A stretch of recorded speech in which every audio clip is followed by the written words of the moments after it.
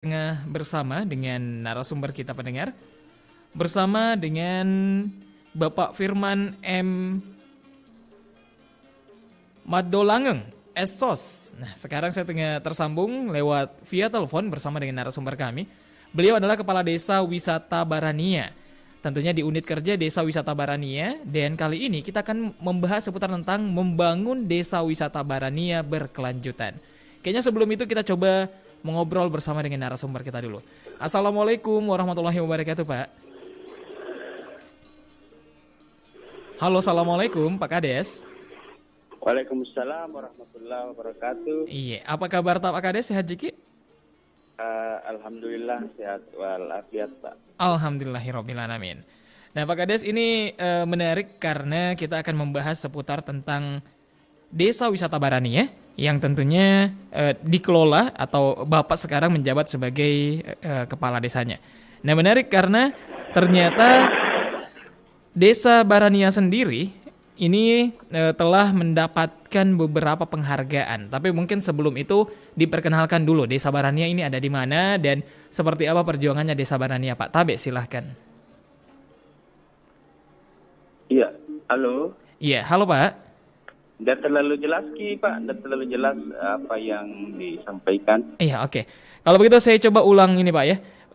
Oh ya, siap. Pendengar mungkin kan mengetahui namanya, yaitu Desa Barania. Tapi mungkin masih banyak yang belum tahu sebenarnya Desa Barania ini ada di mana, lokasinya ada di mana.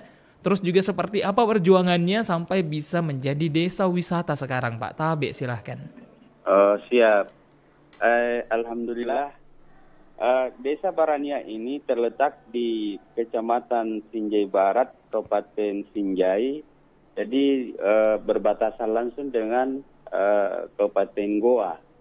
Oh iya. Jadi jalurnya ini via Malino. Oh, jalurnya via Malino, Pak ya? Iya, siap. Jadi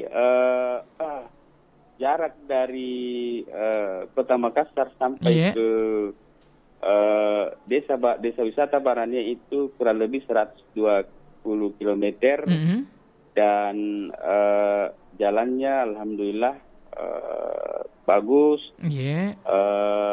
Dan sampai ke Desa Barania itu jalannya hot mix semua. Nah Pak, sejak kapan Desa Barania akhirnya ditetapkan sebagai desa wisata, Pak Tabe? Desa Barania ini ditetapkan pada tahun 2020 melalui surat keputusan Bapak Bupati Sinjai. Dan alhamdulillah tentunya melalui kesempatan yang berbahagia ini saya sampaikan terima kasih kepada Bapak Bupati Sinjai karena memberikan kepercayaan kepada Desa Wisata Barania menjadi salah satu desa wisata yang ada di Kabupaten Sinjai. Dan alhamdulillah berkat doa dan perjuangan serta dukungan dari seluruh masyarakat, alhamdulillah tahun ini Barania masuk sebagai desa wisata 50 besar desa terbaik Anugerah Desa Wisata tahun 2022. Wah, luar biasa. Saya ingin memberi tepuk tangan kepada Desa Barania yang luar biasa mencapai 50 desa terbaik, desa wisata terbaik di tahun 2022. Nah, ini menarik, Pak. Menjadi desa wisata pertama kali ditetapkan tahun 2020 dan tahun 2022 sudah sangat berkembang, bahkan menjadi 50 desa terbaik yang berada di seluruh Indonesia. Nah, Pak, bagaimana sih sebenarnya kondisi Desa Barania sebelum tahun 2020? Mungkin boleh diceritakan tidak, Pak? Sehingga ada ide keluar kayaknya ada potensi dan akhirnya menjadi desa wisata. Oh iya, terima kasih. Jadi kondisi Desa Barania sebelum penetapan sebagai desa wisata seperti halnya dengan desa-desa yang lain, kami membangun, kami berjuang, berkolaborasi dengan seluruh masyarakat dan hadirnya Desa Wisata Barania ini dari awalnya sehingga terbangun ini desa wisata itu mulai di tahun 2018 kami mulai membangun fasilitas-fasilitas yang ada. Jadi awalnya itu kami dulu membangun jalanan melalui dana desa, dan ini berdasarkan hasil dari hasil musyawarah dari seluruh masyarakat melalui melalui musyawarah di desa. Kemudian kita ajukan melalui Dinas Pemberdayaan Masyarakat Desa, dan itu disetujui, dan alhamdulillah kami berjuang, dan akhirnya adalah tempat wisata yang ada di Desa Barania. Dan ini mulai sejak kami melakukan studi banding pada saat itu di tahun 2017 kalau saya tidak salah, di Kota Bandung, letaknya itu di Maribaya. Setelah dari situ saya kembali ke desa, dan saya berinspirasi bagaimana supaya ada juga yang menjadi ikon di desa kami. Sehingga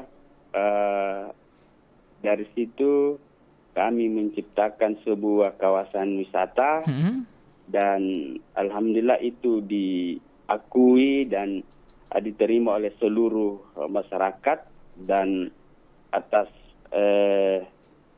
inisiatif dari Dinas Pariwisata Kabupaten Sinjai, alhamdulillah itu di-SK-kan oleh Bapak Bupati Sinjai pada tahun 2020. Wah, luar biasa perjuangannya. Luar biasa sekali perjuangannya, Pak. Siap. Nah, Pak, menarik. Di setiap desa wisata nih, Pak, itu biasanya kan ada dalam tanda kutip adalah ada bahan jualannya.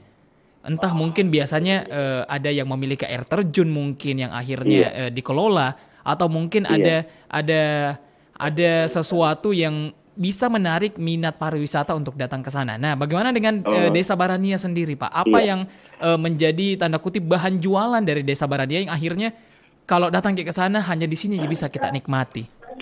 Iya. Jadi di Desa Barania ini ada 5 objek wisata yang kami jual kepada seluruh masyarakat. Yang pertama itu adalah Kampung Galung. Kampung Galung? Iya. Di Kampung Galung ini adalah hamparan persawahan sepanjang jauh mata memandang. Ini sekitar 150 hektar. Kemudian di sisi jalan itu kami membangun gazebo. Kemudian di tengah persawahan ada kolam renang. Wah, kemudian indah sekali. Dari segi kuliner ada beberapa, yaitu pengunjung dapat menikmati ikan khas di Desa Wisata Barania, itu ikan karper. Ikan karper. Kemudian ada belut. Ada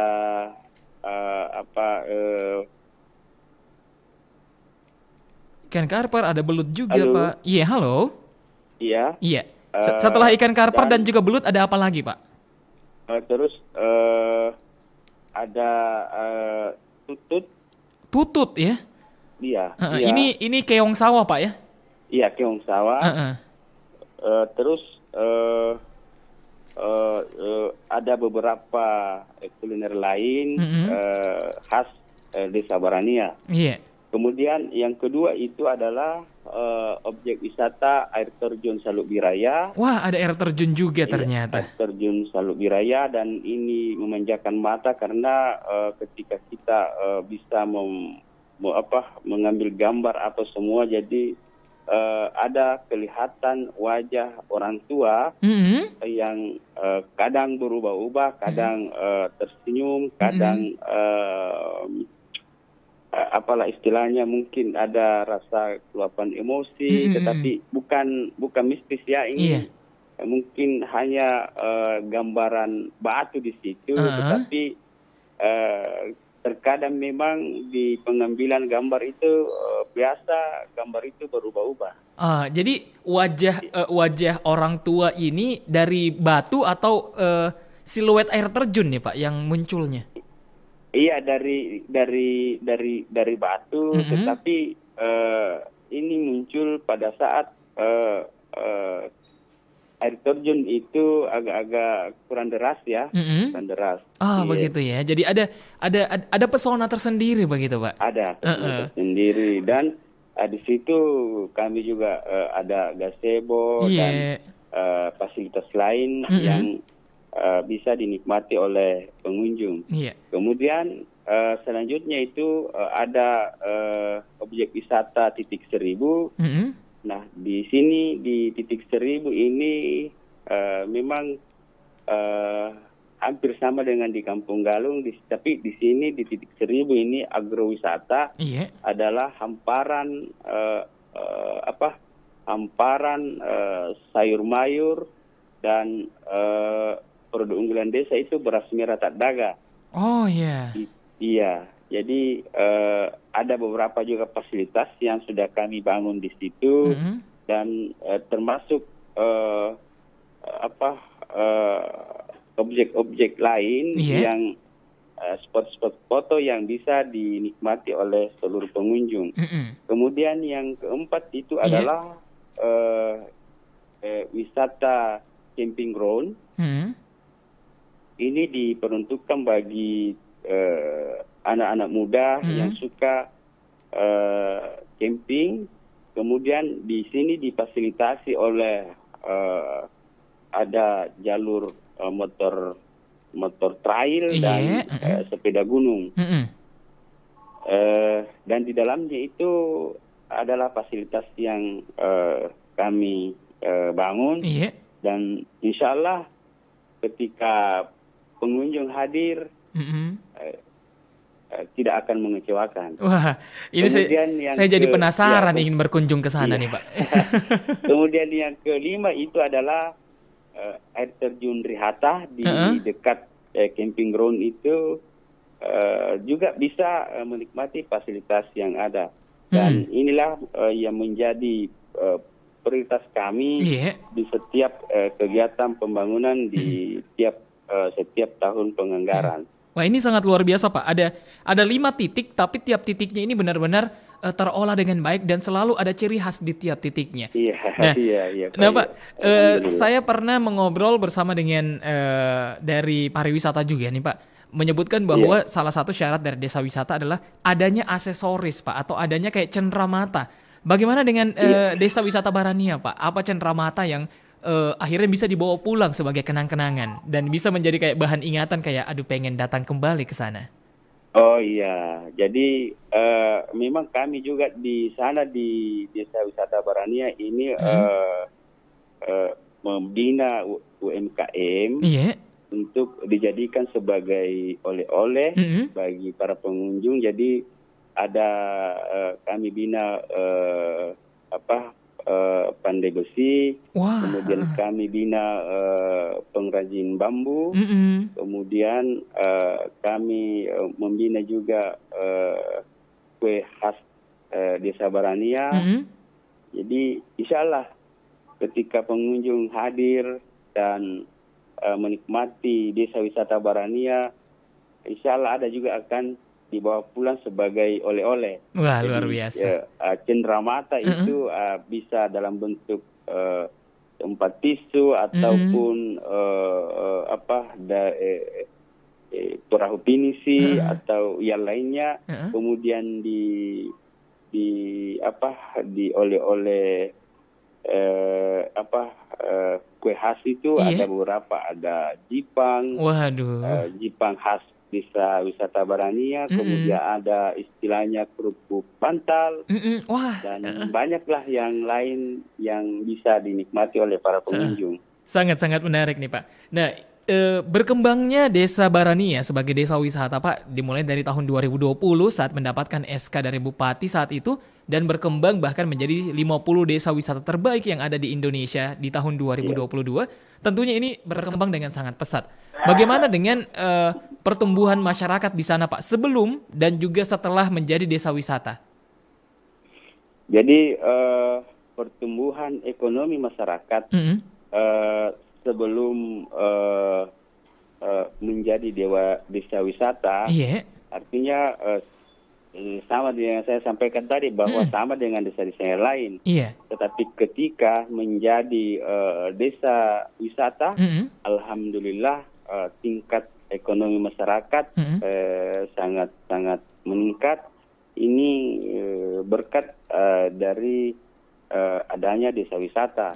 Jadi masyarakat yang selama ini biasanya ke kota untuk mencari kehidupan, sekarang itu dia kembali ke desa, kemudian dia membuat sesuatu dan kemudian dia pasarkan di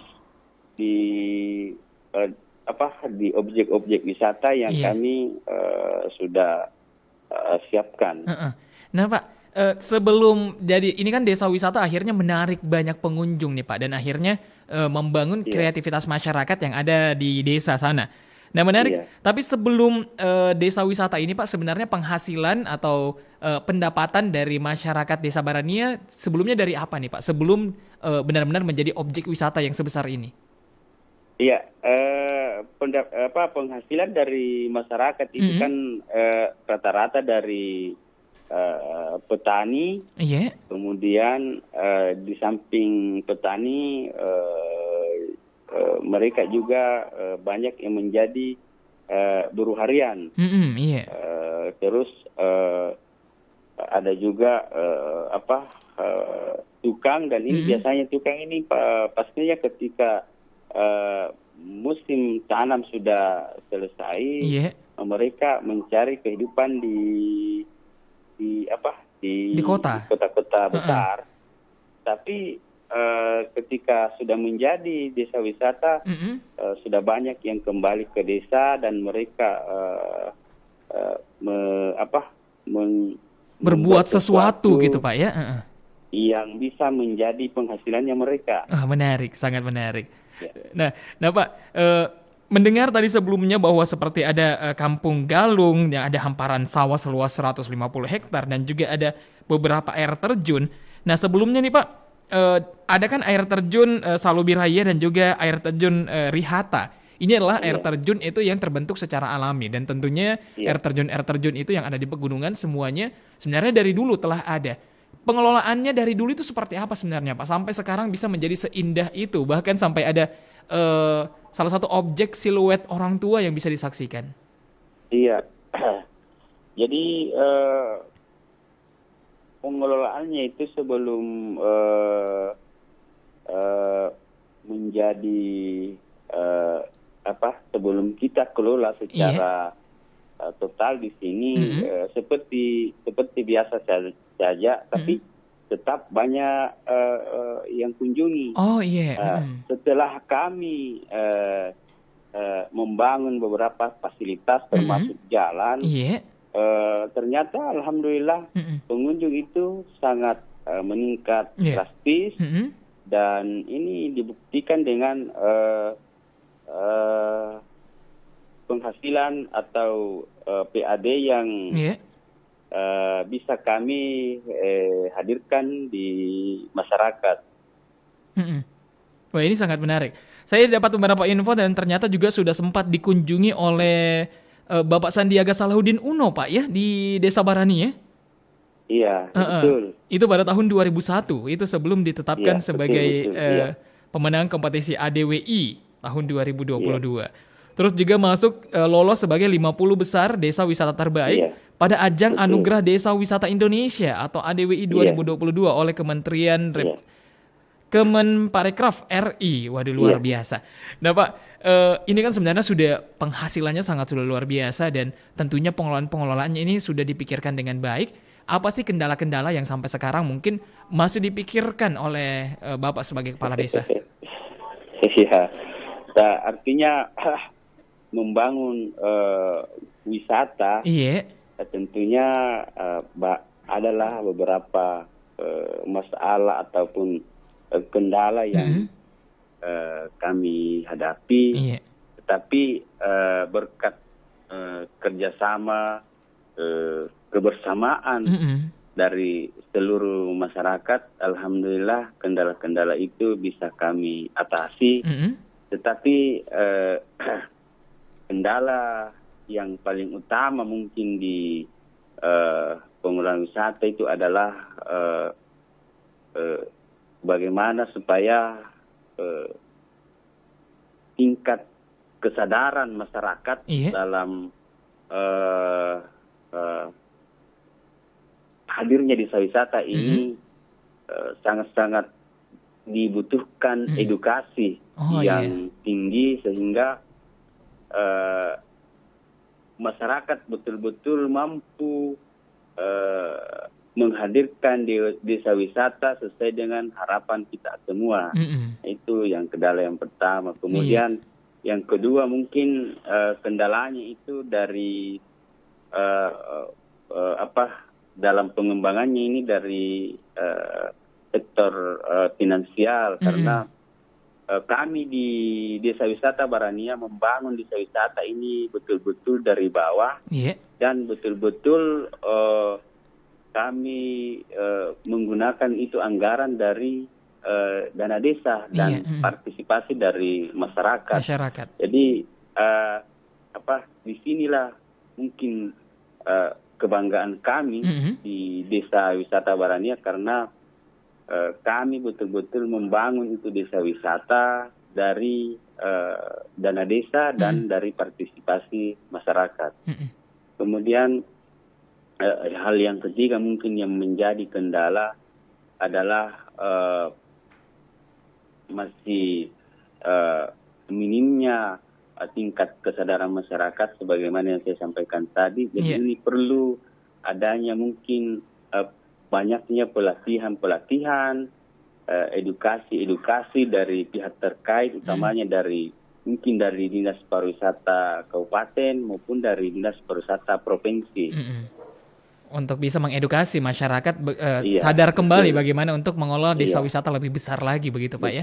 Iya, betul. Nah Pak, ini Irsan pengen tanya bagaimana dengan kemitraan sendiri. Nah biasanya nih kalau apalagi anak muda atau warga kota datang ke suatu wilayah, banyak nih yang dipertanyakan, bagus di toiletnya di sana, bagus di airnya, atau ada di tempat penginapan, atau mungkin bahkan sampai sinyal untuk bersosialisasi di sana untuk media sosial.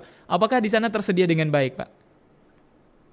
Alhamdulillah kalau di Desa Wisata Barania, artinya fasilitas yang ada di Desa Wisata Barania itu di setiap objek wisata itu memang kami sudah siapkan toilet, kemudian ada juga musala, terus ada homestay, kemudian kalau terkait jaringan, alhamdulillah semua provider yang ada di Indonesia hadir di Desa Wisata Barania. Wah, luar biasa.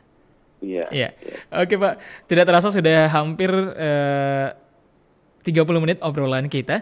Terakhir yang ingin disampaikan Bapak sebagai kepala desa untuk menutup perjumpaan kita, apa yang ingin disampaikan kepada pendengar dan juga kepada yang lainnya? Silahkan.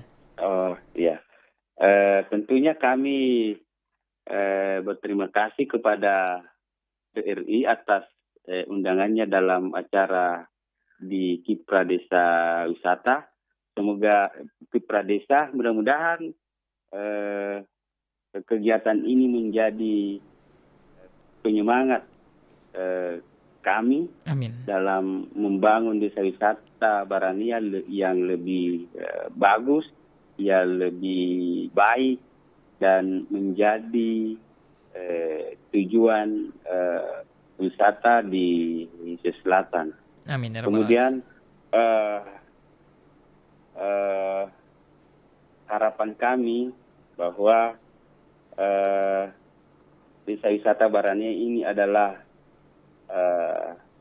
menjadi salah satu ikon di Kabupaten Sinjai, sehingga bagaimana desa wisata ini bisa berkelanjutan dari pembangunan wisatanya. Jadi karena kami ini adalah kepala desa dan pasti ada periodenya. Jadi harapan selaku kepala desa dan selaku pribadi, bagaimana supaya desa wisata Barania ini ketika nanti kami berakhir masa jabatannya bisa berkelanjutan, dan ini harapan bagi seluruh anak muda yang ada di desa wisata Barania. Amin, amin ya Rabbal Alamin. Semoga mungkin nanti RRI bisa siaran langsung dari sana untuk menyaksikan dan juga menginformasikan kepada seluruh pendengar bagaimana indahnya desa Barania, desa wisata Barania. Terima kasih. Iya. Terima kasih banyak Pak Kades telah berpartisipasi, karena sebetulnya tadi juga diinformasikan katanya Pak Kades juga ini lagi banyak urusan, sibuk, dan tentunya mengelola desa wisata ini harus menjadi orang sibuk dan juga aktif. Jadi kebetulan saya di jalan ini, jadi saya singgah dulu. Oh seperti itu Pak. Terima kasih banyak Pak Kades atas partisipasinya. Selama sampai di tujuan, terima kasih untuk terus mengedukasi kami dan menginformasikan kepada seluruh pendengar kami bahwa ada desa wisata yang sangat indah di Kabupaten Sinjai yang hanya 120 km dari kota Makassar. Terima kasih banyak. Assalamualaikum warahmatullahi wabarakatuh. Waalaikumsalam warahmatullahi wabarakatuh.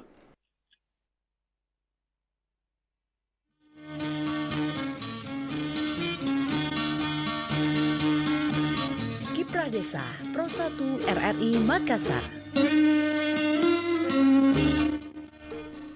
Itu dia tadi pendengar obrolan kita bersama dengan Kepala Desa Barania. Dan tidak terasa obrolan kita hampir 30 menit ya, menjelang 30 menit dari waktu jumpanya kita. Terima kasih tentunya buat narasumber kami yang telah berpartisipasi. Bapak Firman M. Madolanggeng Esos, beliau adalah Kepala Desa Wisata Barania dan terus berinovasi untuk bisa membangun desa wisata Barania yang berkelanjutan. Terima kasih banyak untuk Anda, dan berikutnya kita akan terus mengedukasi Anda pendengar di tiap harinya. Tentunya di tiap 7:30 malam atau di pukul 70:30 akan menginformasikan seputar tentang pedesaan.